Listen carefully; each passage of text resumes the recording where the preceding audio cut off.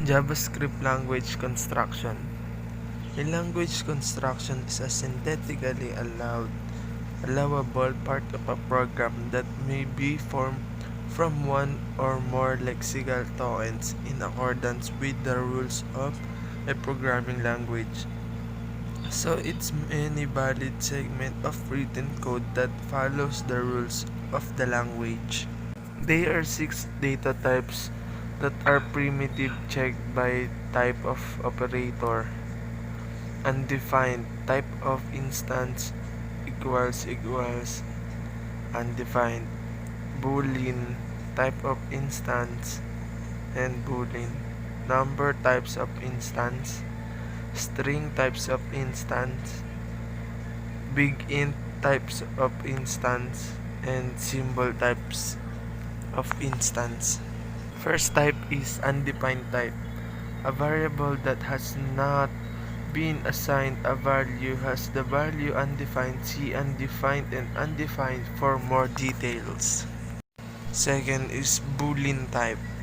Boolean represents a logical entity and can have two values, true and false. See Boolean and Boolean for more details. Third is number type.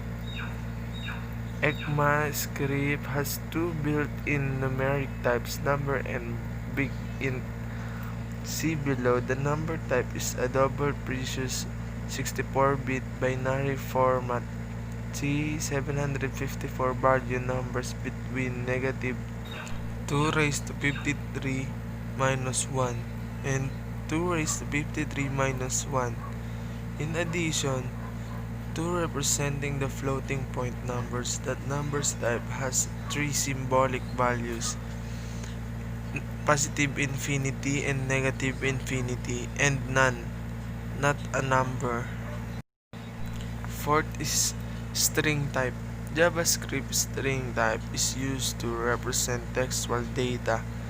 It is a set of elements of 16-bit using integer value. Each element in string occupies a position in string. The first element is at index 0, the text at index 1, and so on. The length of a string is a number of elements in it. Fifth is big int. The big int types is a numeric primitive in JavaScript that can represent integers with arbitrary precisions with big ints. You can safely store and operate or large integer even beyond the safe integer limit for the numbers. A big int is created by appending n to the end of an integer or by calling the constructor. Last is symbol type. A symbol is a unique and immutable primitive value and may be used as the key of object. See below. In some programming language, symbols are called atoms. For more details, see symbol and the symbol object graph in JavaScript. Operators. JavaScript includes operators as in other language. An operator performs some operation on single or multiple operands. Data value and produces a result. For example, 1 plus 2, where plus sign is an operator and 1 is left operand and 2 is right operand. Control flow. Control flow is a computer science that order that the instruction of statements or functions are executed. In JavaScript, we read code starting from the first line till the last line unless of using, of course, in the code there is no instruction or statement that change that control flow. Classes. Classes are a template for creating objects. They encapsulate data with code to work on that data. Classes in JavaScript are built on prototypes but also have some syntax and cinematics that are not shared with ES5. Class-alike semantics. Defining classes. Classes are in fact special functions, and just as you can define function expression and function declaration, the class syntax has two components: class expressions and class declaration. Package and interface. What are package? The term package is used to describe code that's been made publicly available. A package can contain a single file or many files of code.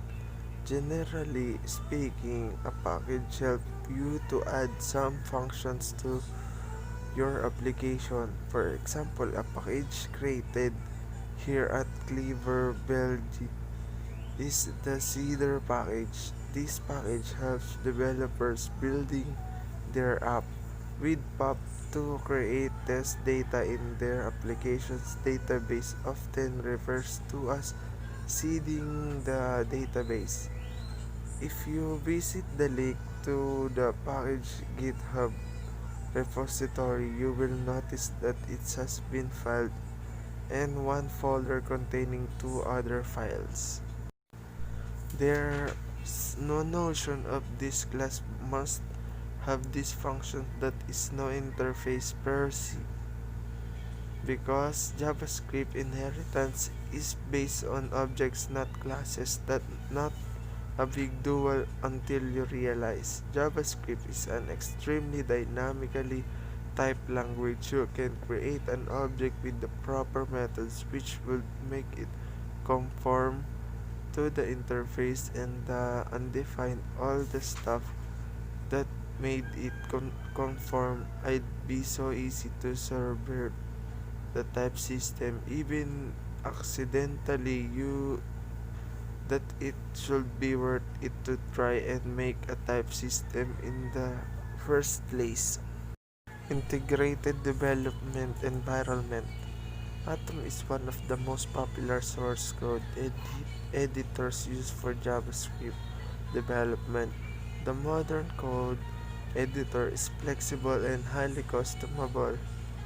A cross-platform tool, Atom is easy to install, offers a significant speed gain, and is completely free to use.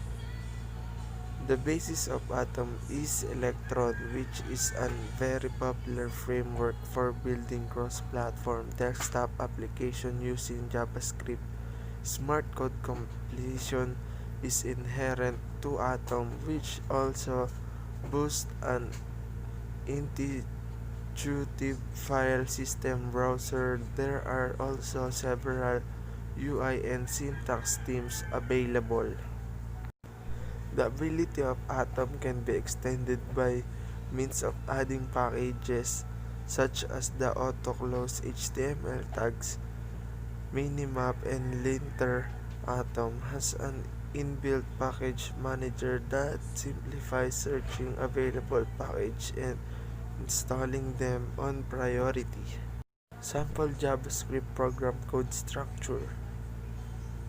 Doc first, we put opening tags, doc type HTML, and the body and I put H to my first web page, closing tag, and opening tag P for my first paragraph and closing tag, and another opening tag for paragraph, and I write never call document right after the document has finished loading.